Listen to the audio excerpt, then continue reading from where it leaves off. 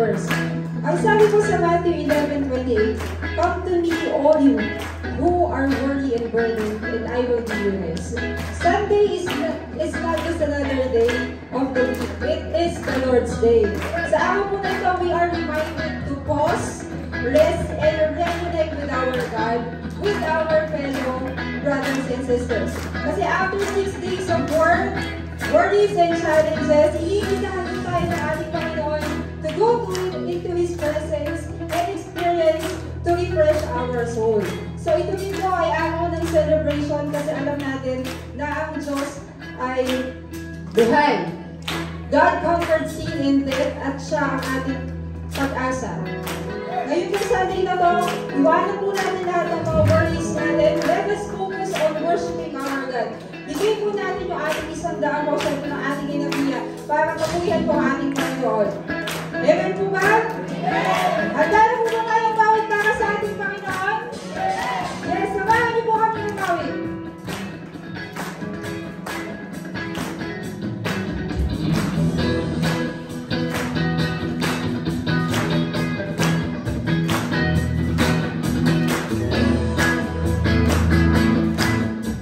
Lahat po tayo ay bawit. Umaawit, nagpupuri, nabiriwang ang lahat. Papuri kaya, para kanina? Yahweh, Yahweh.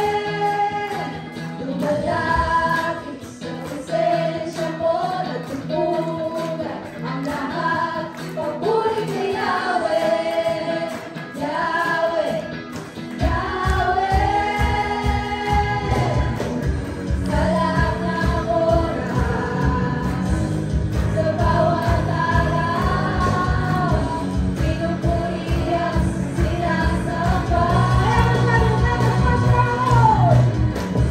Ikaw ang tunay na Diyos, hari ng mga hari, kapag kailanman, hindi nagbabago.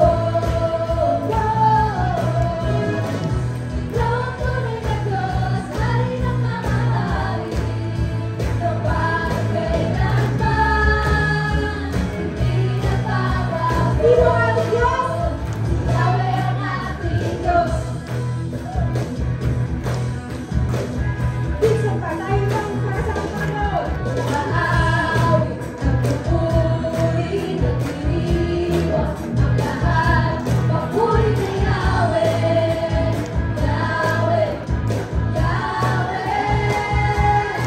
Lumalapit sa presensya mo, nagpupunan ang lahat. Papuri kay Yahweh, Yahweh, Yahweh. Sa lahat ng oras, sa bawat araw ng aming buhay, sa bawat araw, pinupuri at sinasamba. Ikaw ang tunay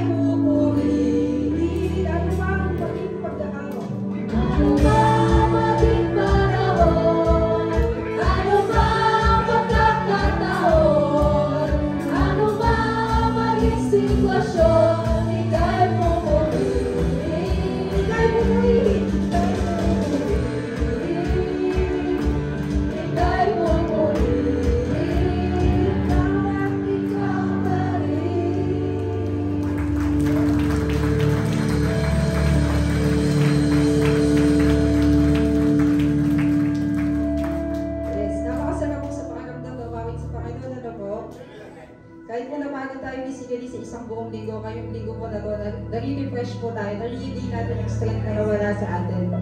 Ang susunod po gagamitin ay nararapat. Ang salita pong nararapat ay nangangahulugang worthy, rightful. Ibig sabihin, tama at nararapat lang na ibigay natin sa Diyos ang lahat ng glory and honor. This song reminds us that worship is not just about music. It's a lifestyle. Every breath we take is a chance to declare, Lord, Ikaw lang ang karapat-dapat. Itong bagay ang itinuturo ng kanta na ito. God is worthy because of who He is. God is worthy because of what He has done in our lives. And God is worthy of our whole life. Worship is not about songs. Ang tunay na pagsambahay sa Panginoon ay ang pag-aalay ng ating buhay araw-araw. Our work, our choices, our attitude. Lahat ng iyon ay pwedeng maging act of worship. Lahat ng ito ay pwede natin gawin sa ating Panginoon dahil siya lang ang karapat-dapat.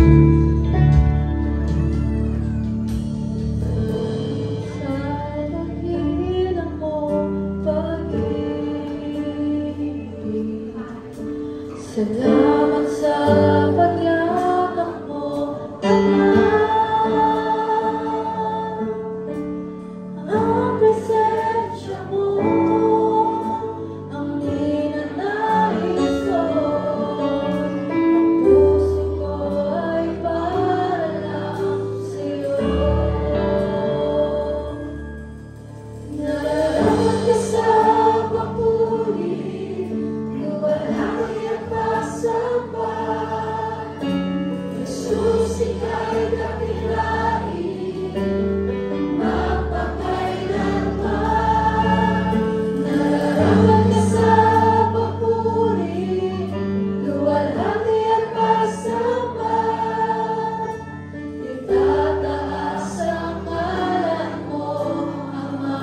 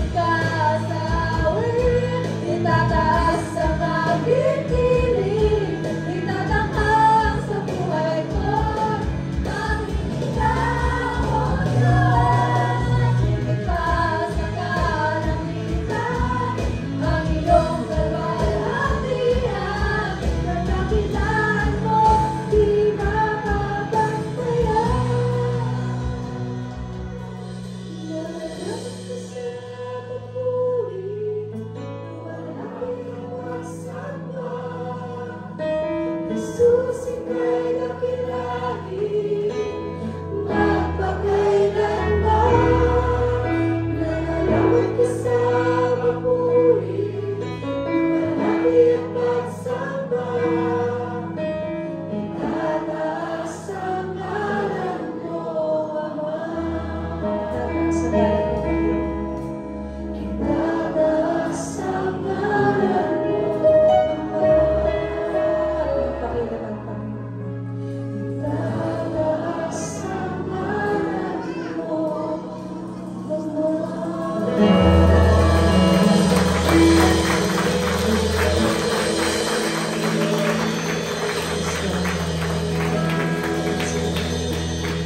Lord, maraming salamat po, Lord, for bringing us here. Thank you for another day, for another opportunity to praise your name, Panginoon. Truly, Panginoon, nararapat ka pong bigyan ng pinakamataas na papuri at pagsambal.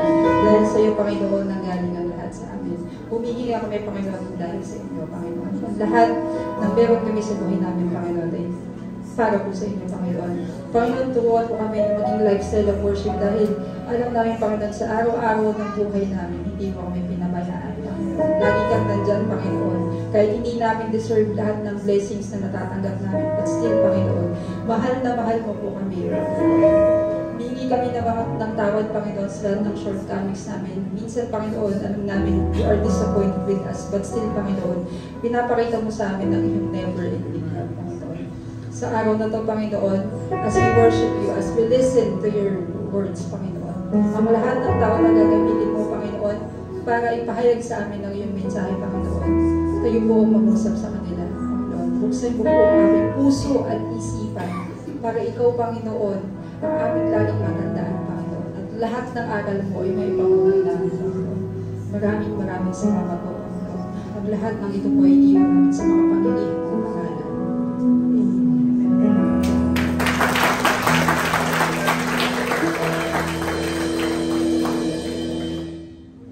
Purihin ang Panginoon sa umaga ito na minsan pa tayo po ay dadabaw sa pagtanggap ng banal na hanggan. Sa ating pong pakikisa, ating pong ihanda ang ating mga sarili at ilapit po natin ang ating mga sarili sa Panginoon upang tayo ay maging karapat-dapat. Tayo pong lahat ay yumuko at manalangin.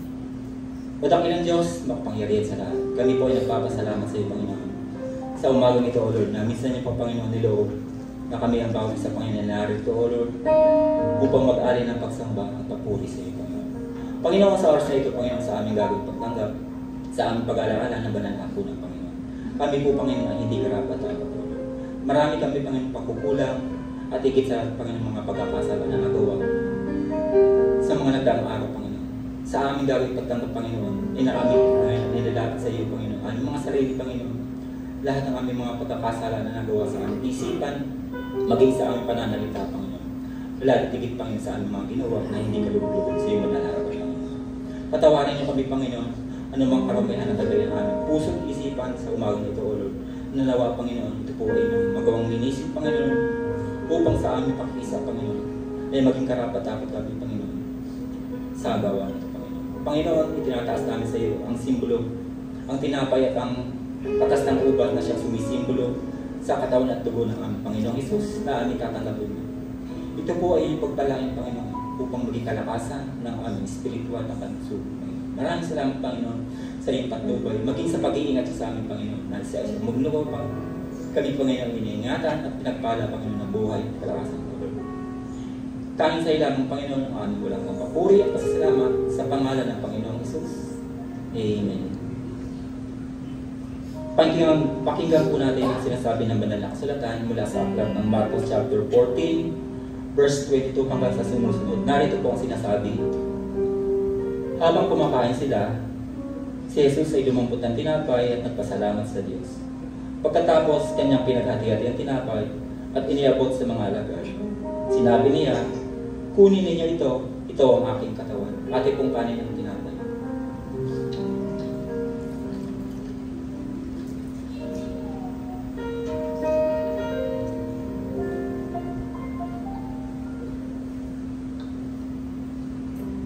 Dumampot din siya ng kopa at matapos magpasalamat sa Diyos ay inabot din niya iyon sa mga alagad.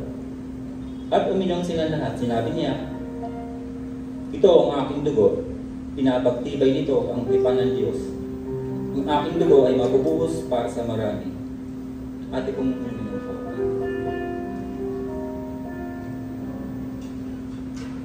Tandaan ninyo, hindi na ako muling inom pa ng katas ng ubas hanggang sa araw na inom kong panibago sa kaharian ng Diyos.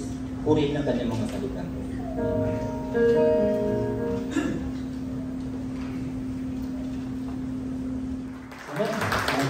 Sino po dito ang laging pinagpapala ng Panginoon? Isa nga po malakas na palakpak, taas na lang po ng pinagpapala ng Diyos. Okay po. So para po sa pagbibigay sa umagang ito, hayaan niyo pong basahin natin ang verse na ito mula sa Luke chapter 6 verse 38. Give and it will be given to you. A good measure, pressed down, shaken together, and running over. So ito yung naririnig natin lagi na siksik liglig at nag-umapaw. Pero saan nga po ba nakuha yung praise na yon, yung linya na yon? Alam niyo po, nung panahon, ganun po yung trading nila sa market. Pag bumili ka po na barley, yung barley po, uso yan sa Bible nung panahon noon. Pag bumili ka sa market, may lalagyan sila. Tapos lalagyan yan ng barley, unang gagawin, sabi dun sa yung Greek word na piezomai, ibig sabihin po nun, ginagamit po yung sa market as press down. Ibig sabihin, pag naglagay sila ng barley doon sa lalagyan, ipipress muna nila yun. Para siksik, di ba? Ipipress muna nila yun. At din yung ginamit din po sa verse na yun, yung Greek word na saleomai, na ibig sabihin po ay shaken together. Ang ginagawa po doon, pagka-press nila, yung lalagyan, isi-shake para lalong pumasok sa loob lalo. Tapos, uulitin nila yung ano na yun, uulitin nila yung process na yun hanggang sa mag-umapaw. No? Makikita din natin yung isang reference na nangyari yun sa Old Testament kay Ruth. Pinutusan siya na, ay kumuha siya sa na bumili siya sa market, 6 nga yung utos sa kanya. No? Tapos ang ginagawa ng mga babae noon, pag nabili sila, maaba kasi damit nila, iganto nila yun, parang isasalok nila. Hanggang sa doon nila ilalagay. Kasi kanila iuwi. Ganun po, sa pagbibigay po, alam naman po na, ganun po magbigay ang Panginoon. No? Pag tayo po nagbigay sa Panginoon, hindi niya tayo pagkukulangin. Naniniwala po ba tayo doon? Bukod po sa pagpapalain niya tayo, kasama din yung hindi ka pagkukulangin at magiging blessing ka pa sa iba. Amen po. Alam niyo nga po, sabi nga po dun sa isang kwento sa babaeng balo, na binigay niya yung kanyang huling kusik. Kumbaga, yun yung kanyang ikabubuhay. No? Pag ganun ka magbigay, parang kasi iniisip natin, pag marami akong binigay sa church, malaki din yung blessing, pero hindi ganun. Ibigay mo kung ano yung the best mo, kung ano yung kinita mo, kung ayun na yung kabubuhay mo at binigay mo, makikita ng Diyos yun. At pag binigay mo ng gano'n, pinapangako sa atin ng Panginoon through verse na ito, bibigyan ka niya, siksik-liglig at mag-uumapaw pa. Amen po ba doon? So, tayo po manalangin. Panginoon, maraming salamat po sa mga salitang narinig namin sa umagang ito. Bigyan niyo po kami ng puso na mapagbigay sa umagang ito, puso na helpful, Lord God. At Lord, naniniwala kami sa inyong mga salita, Lord, na mahal niyo kami po inyong ibibless, Lord God. Ibibless niyo po ang church na ito, ibibless niyo po lahat ng kapwa namin at makakatulong palalo kami sa iba. Maraming salamat po, Lord, sa inyo po ang papuri sa pangalan ni Jesus. Amen.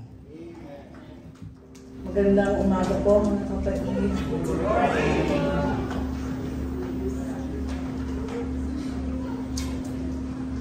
Sa pagmamahal po sa akin ng Panginoon, salamat, Panginoon, sa kaligtasan binigay mo sa akin. Dahil minsan naging tanong sa akin na kapag dumating ba ang Diyos ay maliligtas ako. Salamat, Panginoon, sa mga taong ginamit mo tulad ng mga Cabalteja family, especially Flores, na nagbahagi sa akin ng magandang balita. Salamat sa aking Ama na naging huwaran at halimbawa ng pagiging isang Kristiyano. Salamat po, Panginoon.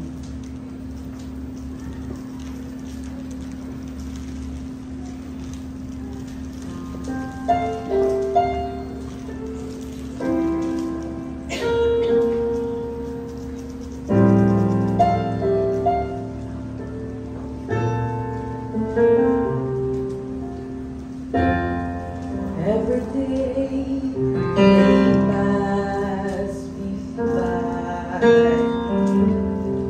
I can see it in their eyes. Empty people filled with care, headed to knows where. On they go to bright day, leaving fear to fear. Laughter hides their silent cries. Only Jesus hears. People need the Lord. People need the Lord.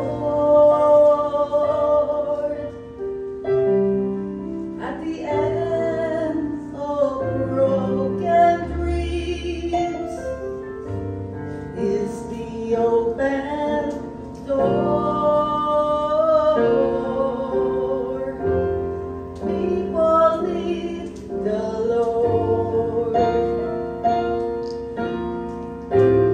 People need the Lord. When we will realize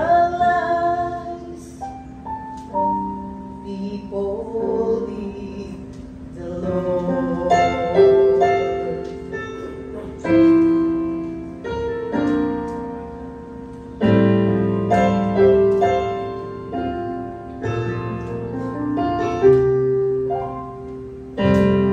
We are called to take His light to a world where wrong seems right. What could be too great a cause for sharing love with one who's lost? Through His love, our hearts can feel all the grief they were. They must hear the words of life. Only we can share. People need the Lord. People need the Lord.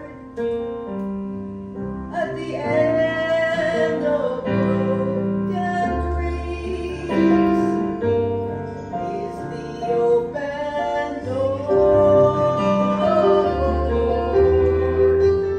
People need the Lord.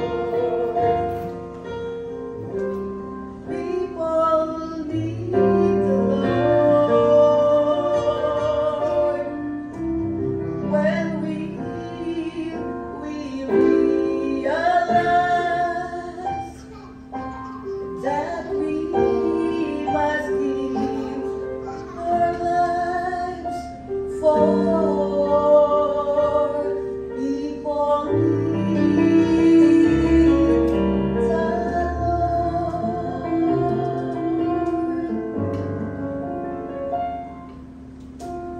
People need the Lord. Tayo pong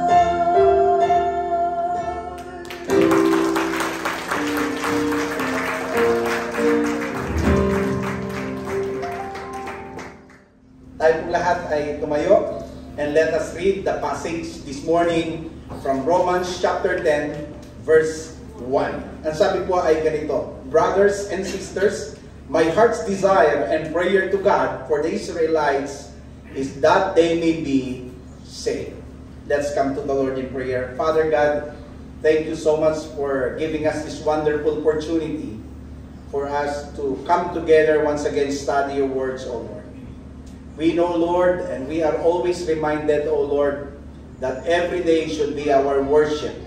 Worship should be our lifestyle. And Sunday is a very special day because we're here not only to worship, but also to study your words. And so, Father God, we're asking your Holy Spirit to move in the midst of us and talk to us personally, O God. Convict our hearts, O Lord, and move us. Lead us. Help us to humble ourselves and submit to your words. Ito po ang aming panalangin in the name of Jesus. Amen. Amen. Praise God. We will be seated now. And today, pag-uusapan po natin yung ating pag-aaral all about praying for the one. Ang pananalangin para sa nawawala, para doon sa isang naligaw.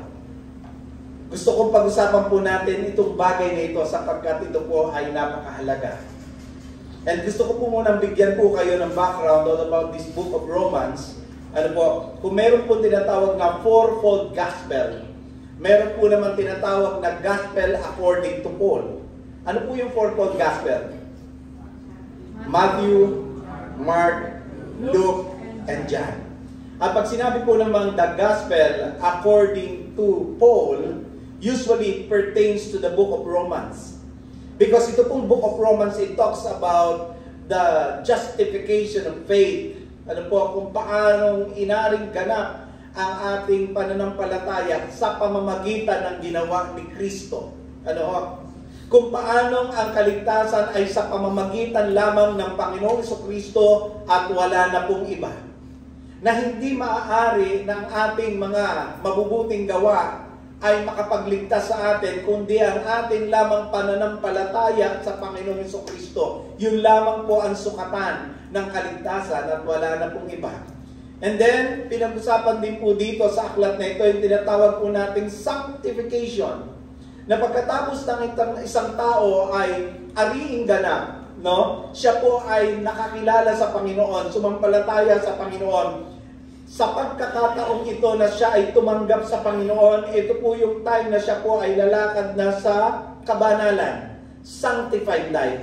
And it's a long life process kung paanong tayo po ay tinuturuan ng banal na Espiritu. At dito po sa Romans chapter 10, verse 1, binanggit po ni Paul dito, yung kanyang panalangin para sa mga Israelites. Because pinatutunayan po ni Paul na lahat ng mga Israelita ay may pagmamalasakit, may pagmamahal sa Diyos. Kaya lang, hindi ayon sa pagkakilala.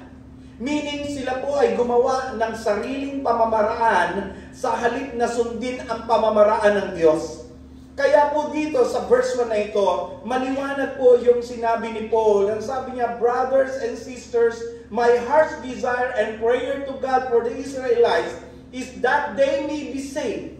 Ibig pong sabihin, hindi batayan o hindi masasabi na mga Israelita ay ligtas kung ang kanilang pananampalataya ay hindi batay kay Kristo, kundi batay sa kanilang sariling pamamaraan.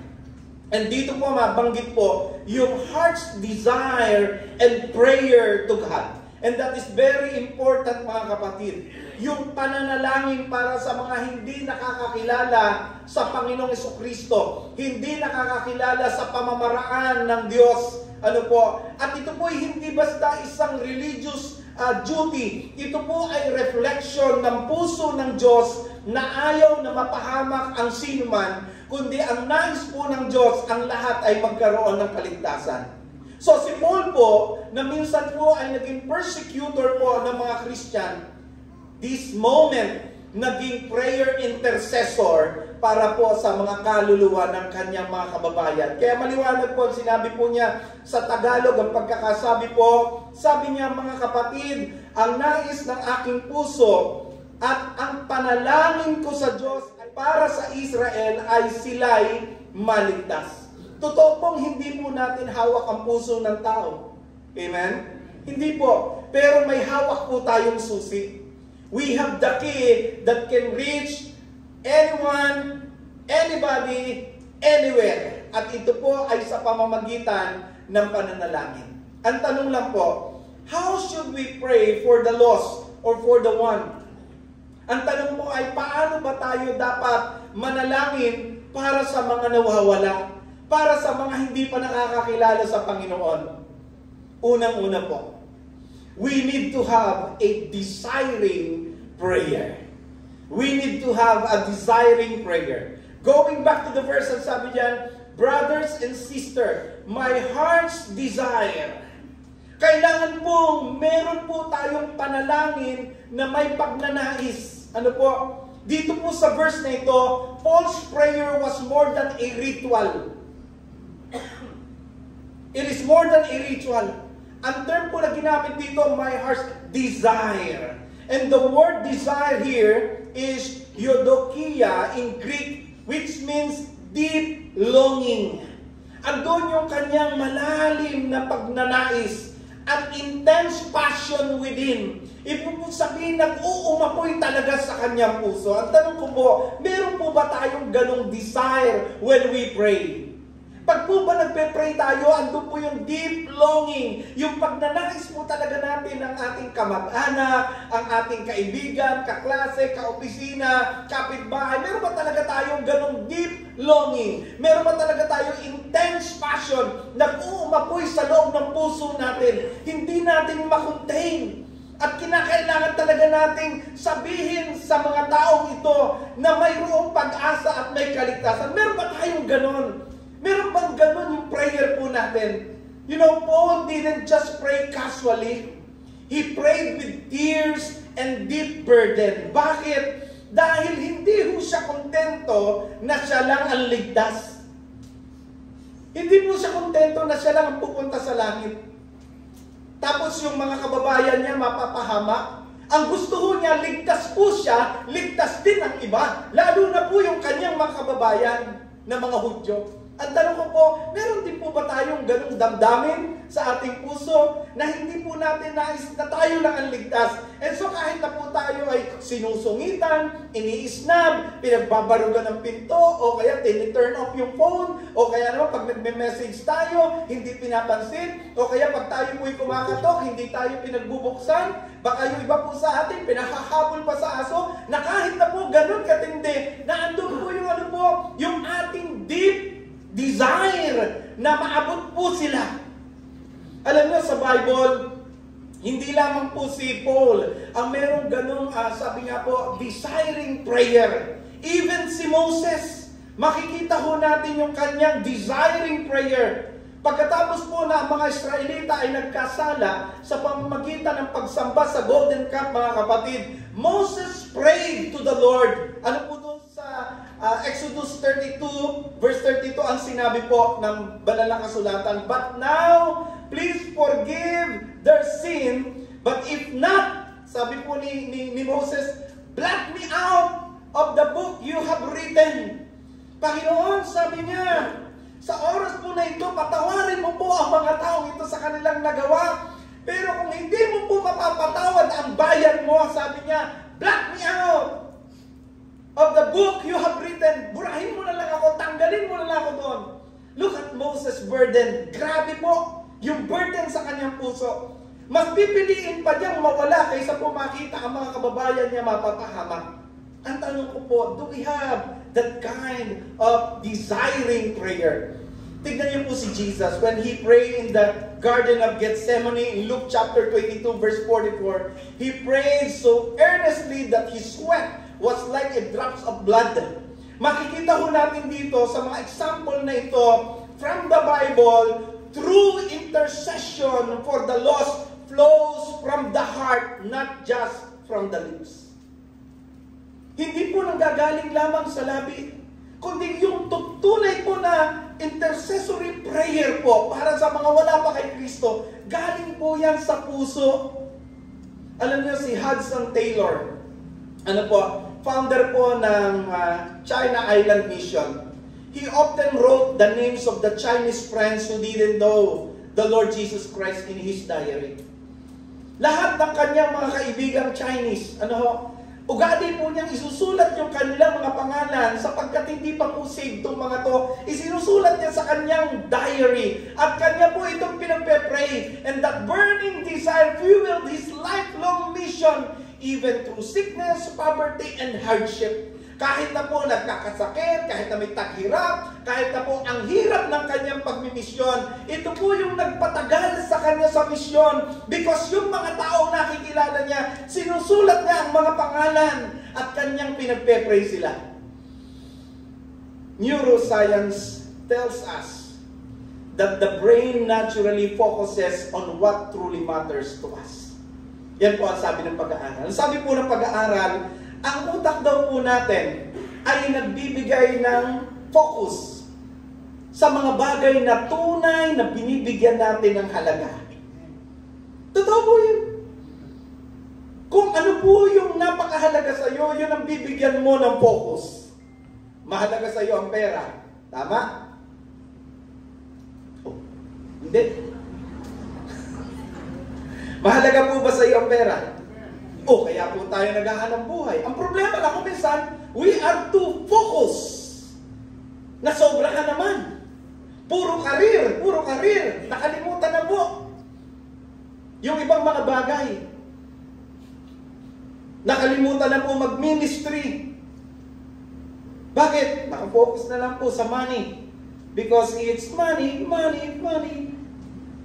Di ba? Puro karir. Nakalimutan na po yung dati niyang nai-enjoy. Yung nai-enjoy niyang ginagawa ngayon. Bakit? Sabi po kasi ng pag-aaral, yung binibigyan ng focus, yun yung pinakamahalaga sa atin. And sometimes, nabibigyan natin ng sobrang pagpapahalaga yung karir po natin because doon merong pera.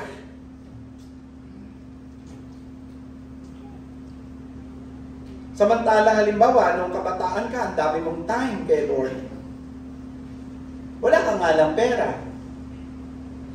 Tama po? Noon naman nagkatrabaho ka, no? Wala kang time, pero marami kang pera. Di ba? Pag tumanda ka, marami kang time, meron kang pera, pero wala ka ng lakas. Matanda ka na eh. Ang tanong ngayon, paano mo ngayon bibigyan ng focus yung bawat area ng buhay mo na yan? And sometimes, nagkakamali po tayo ng prioridad sa buhay po natin.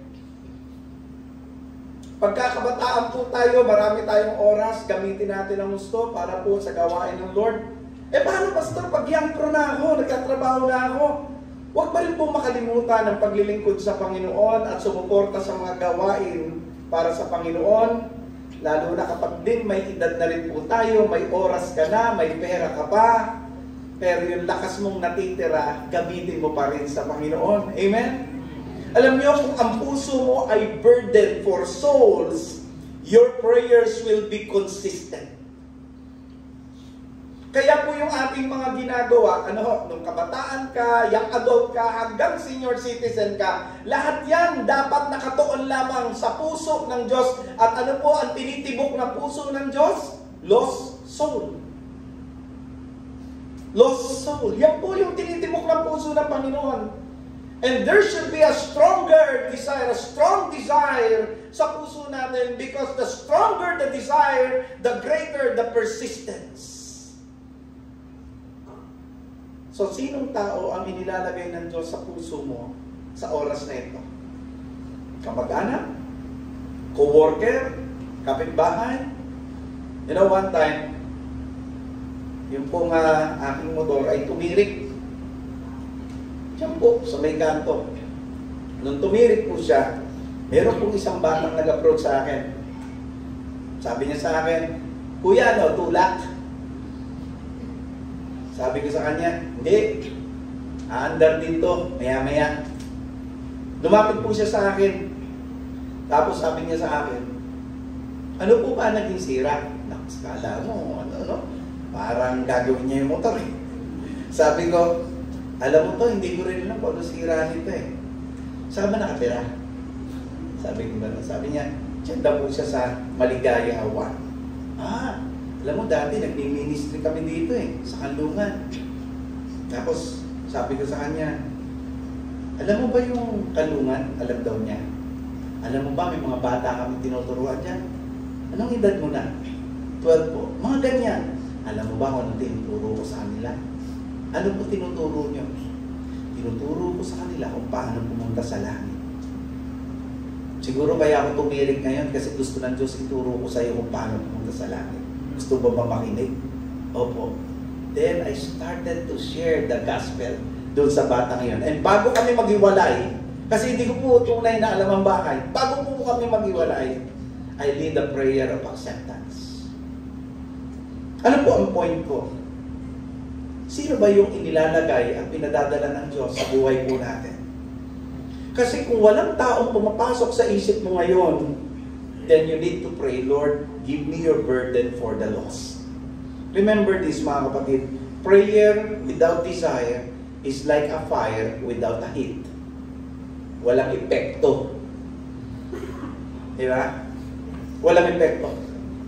Sabi nga po ng isang unknown author, sabi niya, you can tell how much you love someone by how much you pray for their soul. Mapapakita mo kung gaano kahalaga ang isa, kung gaano mo siya ipinapanalangin. Keep in mind, mga kapatid, a prayer without a desire is just words, but a prayer with burden shakes the heaven and moves the hearts. So kung paano tayo magpe-pray for the lost, there must always be a desire, a pagnanais. The second thing is this.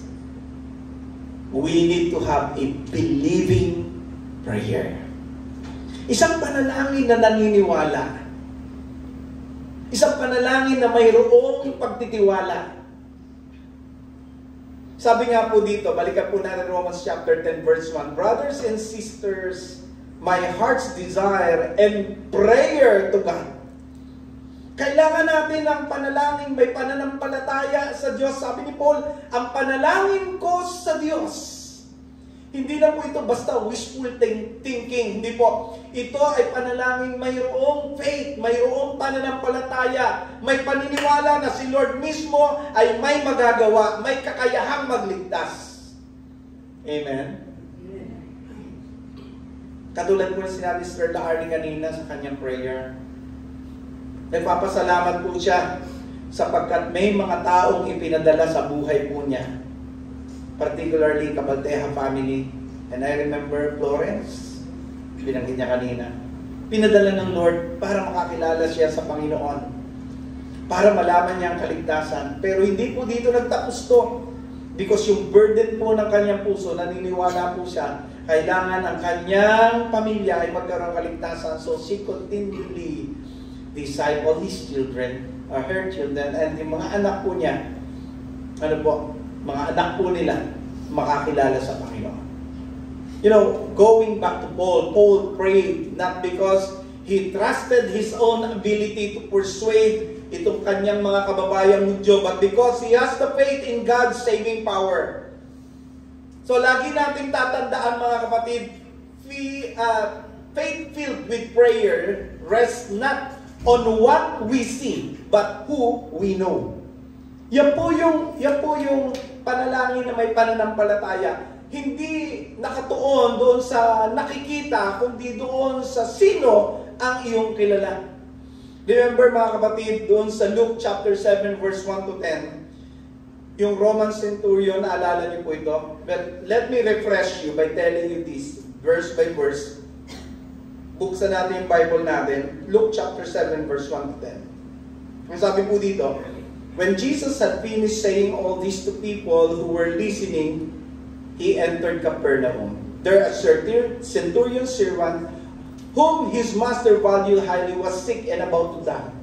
The centurion heard of Jesus and sent some elders of the Jews to him, asking him to come and heal his servant.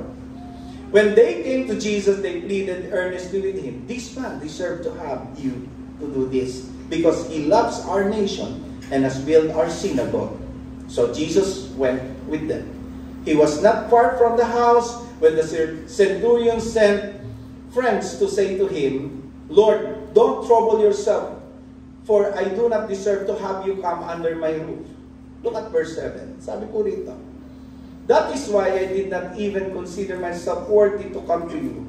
But say the word, and my servant will be healed." Verse 8, "For I myself am a man under authority with soldiers under me. I tell this one, go, and he goes, and that one, come, and he comes. I say to my servant, do this, and he does it." When Jesus heard this, he was amazed at him, and turning to this crowd following him, he said, "I tell you, I have not found such great faith even in Israel." Then the man who had been sent returned to the house and found the servant well. Ang sabi niya kay Jesus, "Just say the word, and my servant will be healed." Hindi po niya sinabi, "Lord, talagang kailangan mo nang dumating." Hindi po niya sinabi, "Lord, ang tagal mo naman, ba't ngayon ka lang dumating?" Hindi po. Hindi po niya sinabi, "Lord, kailangan mo munang makita ko ng sitwasyon." Hindi po. Makikita ho natin dun sa story na ang faith niya po nakatuon kung sino si Jesus para sa kanya. And the same kind of faith is what we need when we pray for the lost. Believe in what God can do and who He is. Pag nagpe-pray po tayo para sa mga wala sa Panginoon, nakabatay po ito sa kung ano ang kayang gawin ng Diyos at kung sino siya sa buhay po natin. Si Brian Head Welch, ano po? Isa po sa founding member ng sikat na metal band na Korn. Lulong sa droga at bisyo, iniwan pa ng kanyang anak dahil sa addiction. Pero meron siyang isang kaibigan na Christian na hindi tumigil sa pananalangin para sa kanya at pag-iimbita sa kanya sa kanilang mga gawain sa church. And dahil po sa panalangin at pagmamahal na patuloy na ipinakikita ng kanyang Christian friend, natagpuan po ng lalaking ito si Kristo. Iniwan niya po ang bisyo. Ngayon po, ginagamit na siya ng Diyos bilang evangelist, lalo na po sa mga kabataan at sa mga musicians. So dapat naniniwala po tayo sa prayers po natin, naniniwala po tayo na may gagawin ng Diyos. Na walang imposible sa Panginoon. Neuroscience tells us that belief itself changes the brain. At tinatawag po itong placebo effect. When people believe something will help, their body responds positively. How much more sa spiritual realm? Kapag naniniwala tayong may kayang gawin ng Diyos, our prayers carry a different kind of power anchored in God's promise. Ang tanong ko po mga kapatid, may kamag-anak ka ba kaibigan na parang hopeless case?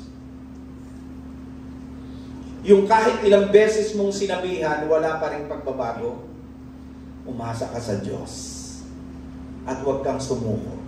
Huwag kang tumigil. Huwag kang mag-doubt. Tandaan mo, wala sa atin ang power, nasa Diyos. Sabi mo nga sa katabi mo, tandaan mo yun. Alam niyo ba't ko sinasabi yan? Kasi maraming Kristiyano ang tumatanda pero hindi nagtatanda. Tama po ba?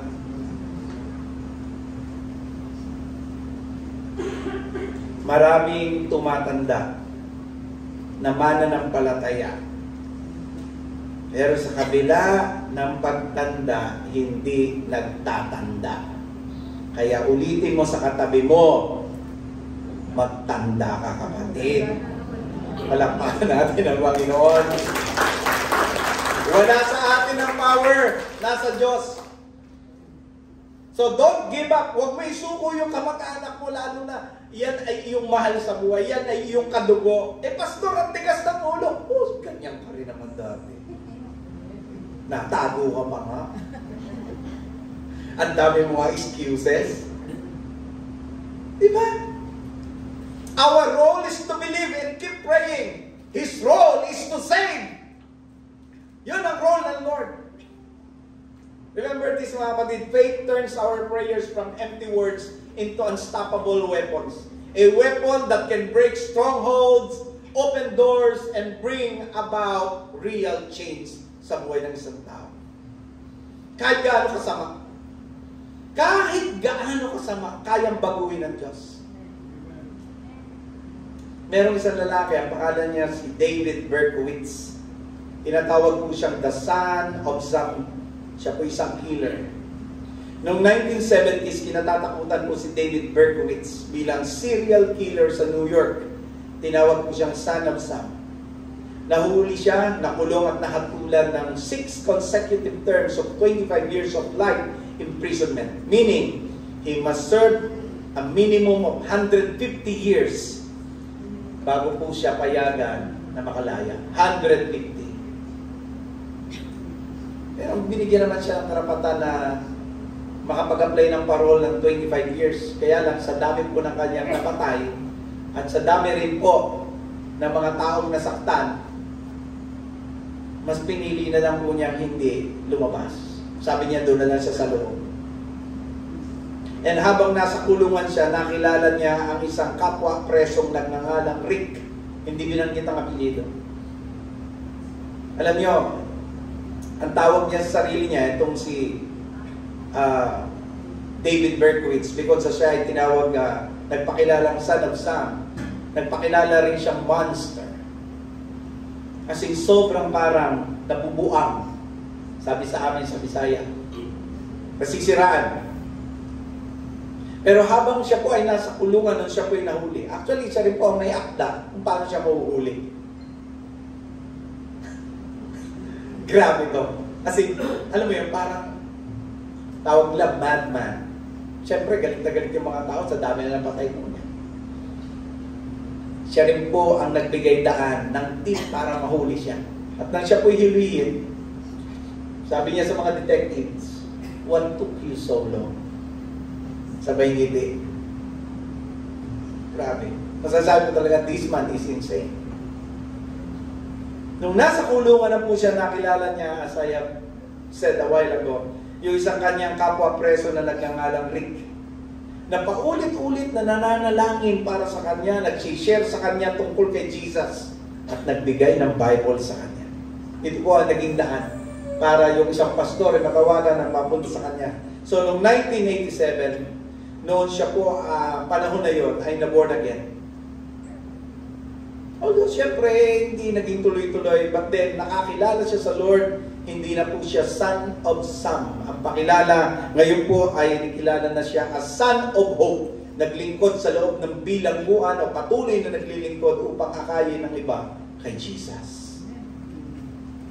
At alam niyo, sabi niya, sa kanya interview,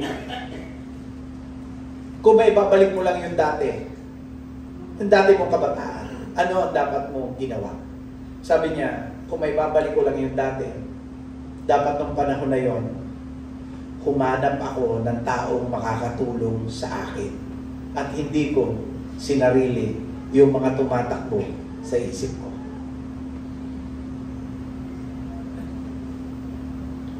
Kahit po ang tao tingin natin para walang pag-asa, may kayang gawin ng Diyos kung nananampalataya ka. Actually, mag-i-interview sa kanya, takot na takot eh. Halos ayaw siyang interviewin. Kasi nga sa dami po ng kanyang napatay. Pero walang imposible sa Diyos. We need to have a believing prayer. Believe in the power of God. Believe in who God is. At huwag mong isuko yung panalangin mo, lalo na kung ito ay mga mahal mo sa buhay. Lastly, we need to have a persistent prayer. As sabi rito, brothers and sisters, my heart's desire and prayer to God for the Israelites is that they may be saved. Kailangan na panalangin po natin, merong pagpupursige. Ang sabi ni Paul, that they may be saved. Pansinin niyo po, yung prayer dito ni Paul ay hindi po isang one-time event. Obviously, ito po ay isang panalangin, tuloy-tuloy, consistent, at mayroong pagsusumikap. May pagpupursige. Hindi ito basta, Lord bless them. Tapos na. Hindi yung ganon. Lord save them. Tapos na. Hindi po. It was a daily cry, a constant burden ng puso ni Paul. persistent prayer shows genuine love and unshakable faith. Yon ang meron si Paul. Ang tanong ko po, meron ba tayong gano'n? Persistent. Nangungulit sa Panginoon. Do you still remember yung Luke chapter 18 verse 1 to 8? Kung paano sinabi po doon yung isang napakagandang illustration about persistent prayer? Let me refresh you. Go back to Luke chapter 18 verse 1 to 8 in your Bible. Basahin natin ito. Sabi rito, then Jesus told his disciples a parable to show them that they should pray, or they should always pray and not give up. He said, in a certain town there was a judge who neither feared God nor cared what people thought. And there was a widow in the town who kept coming to him with the plea, grant me justice against my adversary. For some time he refused. But finally he said to himself, even though I don't fear God or care what people think, yet because this widow keeps bothering me, I will see that she gets justice so that she won't eventually come and attack me. And the Lord said, listen to what the unjust judge says. And God will not bring about justice for his chosen ones who cry out to him day and night? Will he keep putting them off? I tell you, sabi ng Panginoon, he will see that they get justice and quickly. However, when the Son of Man comes, will he find faith on the earth? Jesus told this story to illustrate the persistent prayer, mga kapatid. As you can see, yung widow, paulit-ulit, pabalik-balik siyang lumalapit doon sa judge para humingi ng katarungan. At sa huli, kahit ungodly yung judge, sumagot dahil sa kanyang persistency. Kung yung unjust judge ay napilit, how much more yung ating loving Father, how much more yung ating Diyos, hindi ba siya handang makinig? Of course, makikinig po siya. Mangulit tayo sa Panginoon. Sabi mo nga sa katabi mo, kapatid, mangulit ka sa Panginoon. Palakpakan nga natin ang Lord, come on. Kulitin niyo si Lord. Kung yun daw pong unjust judge ay pinagbigyan, lalo na po yung ating loving Father, yung ating Diyos na mapagmahal, tiyak kapag humingi ka sa Kanya, paulit-ulit ka lumapit sa Kanya, tiyak sasagutin ng Panginoon yan. But in His time. Si Monica, siya po yung nanay ni Augustine, later called Saint Augustine. Kilala niyo po yan? She prayed for more than 17 years para sa kanyang anak na lasenggo, rebelde, at babaero. Pacquiao, matindi ito. No? Nag-pray siya para sa kanyang anak na lasenggo, rebelde, babaero. Ilang years? 17 years! Hindi siya tumigil. Hindi siya nagsawa. And finally, God answered her prayers. One day, Augustine came to know the Lord. And alam niyo ba that Augustine became one of the greatest theologians in church history, whose writings still shape the Christianity today? Until now, yung mga sinulat po niya, nagagamit ng mga Kristiyano. Pero anong year? Gaano katagal? 17 years nangulit itong nanay niya sa Panginoon. Meron kayong anak na makulit? Ha? May anak kayong makulit? Opo. When I say makulit, sa panahon ngayon, tawag ay pasaway. May anak kayong pasaway? Gayahin niyo po si Monica. Mag-pray po kayo para sa anak niyong makulit. Mag-pray po kayo. Kung kinakailangang abutin ng 17 years, so be it. Basta huwag po kayong magsawa. Because baka isang araw, isa sa pinakamagaling na pastor anak ninyo. Amen? Amen? Opo. Walang imposible kay Lord Kailangan na po persistent po tayo. Kailangan po lang tayo ay nagpupursige. Kaya ang sabi ng 1 Thessalonians 5:17, pray without ceasing. Manalangin tayo ng walang patid. Hindi naman ibig sabihin yan, pudpud na ang tuhod mo araw-araw, maya't maya ka nakaluhod. Hindi po, ang sinasabi lang po niyan, gawin mong lifestyle, yung prayer. Ano po, na every time, every now and then ay lumalapit ka sa Lord. Particularly, nilalapit mo ang iyong anak o kung sino mang kamag-anak o kaibigan na wala pa kayo. Psychologists calls this the power of habit. Kapag inuulit-ulit ang isang bagay consistently, it creates long-term impact. In the same way, mga kapatid, ang panalangin na paulit-ulit, tuloy-tuloy, para pong ulan yan na bumabagsak sa tuyong lupa, unti-unti po nitong binabago ang matigas na puso ng isang tao. Kaya kung may mahal ka sa buhay na ang tagal mo nang pinagpe-pray, pero parang, Lord, bakit parang wala naman nangyayari? Parang hindi na po kayo nasagot. Don't give up! Sabi mo nga sa katabi mo, huwag kang susuko. Huwag! You know, prayer is like water dripping on stone. Hindi agad nababasag, pero sa katagalan, bumibigay din. Bumibigay din po yan. God's timing is perfect. Ang role po natin is to keep knocking, keep asking, keep seeking. That's our role. Ang Lord po ang bahala doon. He has His timing. Don't lose hope. Kailangan pinagsisikapan natin ipanalangin. Sabi nga ni Oswald Chambers, sa po sa mga theologian, prayer does not fit us for the work. Prayer is the greater work. Prayer, in other words, is not merely getting us ready, or prayer is not merely preparing us for the work. When we pray, it is the work. Meaning, through prayer, God moves. Through prayer, God guides. Through prayer, God strengthens us. Through prayer, God will make a miracle. He works in the ways that we cannot see. Kaya nagpe-pray ka pa lang, gumagawa na po ang Diyos. Hindi po yun ang simula ng paggawa. Nagpe-pray ka pa lang, may ginagawa na si Lord. Amen? Kaya kung kayo po ay gumibag na sa pananalangin, para doon sa mga kamag-anak o sa mga tao wala pa kay Kristo, it's about time to go back in your prayer life. Be active in praying for the lost, for the one na wala pa sa Panginoon.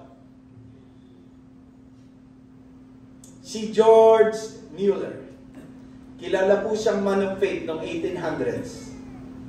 Nanalangin po siya ng kaligtasan, salvation for 5 friends. Alam niyo po kung kailan sinagot? Isa-isahin ko po sa inyo. As he prays for his friends, malapit sa kanya, after 5 years, 5 years, yung isa tumanggap. Ilang taon? 5 years. Ito matindi. He continuously pray. Mga kapatid, tuloy-tuloy siya na pray. After 10 years, 2 tumanggap. O ilan na po ang tumanggap? 3 na. Grabe. Hindi po siya nag-give doon. Tuloy-tuloy pa rin ang prayer niya para sa kanyang 5 kaibigan na to. After 25 years, yung ika-4 tumanggap. Grabe, ano? 25 years. Ito na po. Meron pang isa. Kasama po yung sa prayers niya. The last one, sabi po ng history, the last one accepted Christ after Mueller's funeral. Around 52 years after Mueller first started praying. 52 years in the making. 5 tao yung tumanggap. Kanang katindi yung prayer niya. Walang sawa. Hindi na umay. Alam niyo po ba yung word na naumay? Yung parang ang kumain ng malagkit. Nung unan sarap. Nung kalagitnaan parang lumalaki na yung ulo mo. Tapos malapit mo nang maubusan na parang nagmumuyang dara ka na. Naumay. Mga kapatid, ito po si George Mueller. Walang sawa. Walang umay. Para sa 5, kaibigan na nais niyang tumanggap kay Lord. Baka ikaw, nakakaisang taon ka pa lang nananalangin para doon sa kamag-anak mo, kaibigan mo, sawa ka na. Tagal tumanggap eh. Sawa na ako. Hindi ko, mga kapatid, gayahin natin itong mga man of faith na ito. From the Bible and of course from the history, they never gave up praying for someone, for the one na hindi pa tumatanggap kay Lord. Lalo na nga po kung ito ay malapit sa ating puso. Because just as I have said, kung gusto mong ikaw ay pumunta sa langit, alam kong gusto mo rin sila, kasama mo sila sa langit. Ang bakit po namang nagre-reunion tayo dito sa lupa, pagdating sa langit may naiwan, hindi kompleto ang pamilya. Malungkot yun. Kung gusto nyo po ng reunion dito sa lupa, kompleto at masaya, mas masarap po pag sa langit, kompleto, sigurado, walang hanggan at saya. Amen?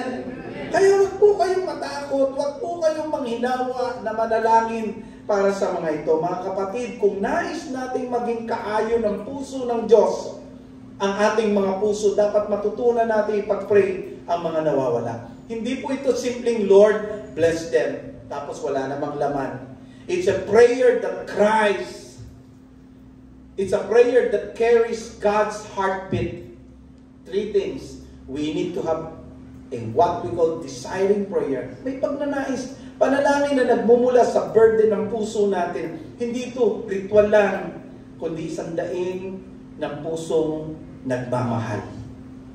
We need to have a believing prayer. Dapat may pananampalataya. Panalangin mo na naniniwalang kaya ng Diyos. Sabi mo nga sa katabi mo, kaya ng Diyos. Yes. Walang tao, walang sitwasyon, walang kasalanan na mas malaki kaysa sa kapangyarihan at biyaya ni Kristo. Wala po. We need to have a persistent prayer. May pagpupursige. Panalangin na hindi sumusuko. Kahit ang tagal-tagal na, hindi sumusuko. Because you believe isang araw, tatanggap din yan. Panalangin po na hindi pang isang buwan lang. Panalangin na hindi pang isang araw o pang isang taon lang. Kundi alam natin dapat ang panalangin ito ay hanggang hindi sumasagot ang Diyos. Tuloy-tuloy kang mag-pray. Church, if we stop praying for the lost, sino magdadala sa kanila sa harap ng Diyos? Kung tayo po ang tinawag na maging ilaw, maging asin, pero tumigil po tayong manalangin, paano matutupad po yung plano ng Diyos?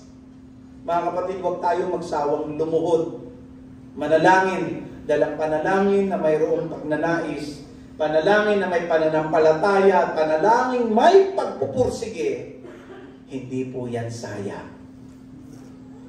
Hindi yan sayang. God hears, God moves, God saves. So trust the Lord and keep on praying. Don't stop praying para sa mga wala pa sa Panginoon.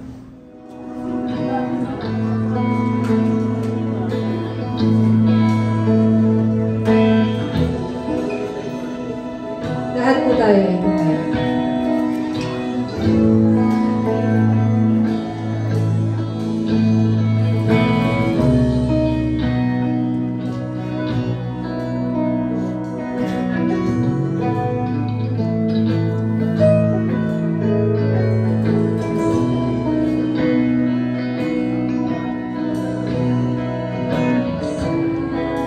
Naman kahuluan, tinig mo ay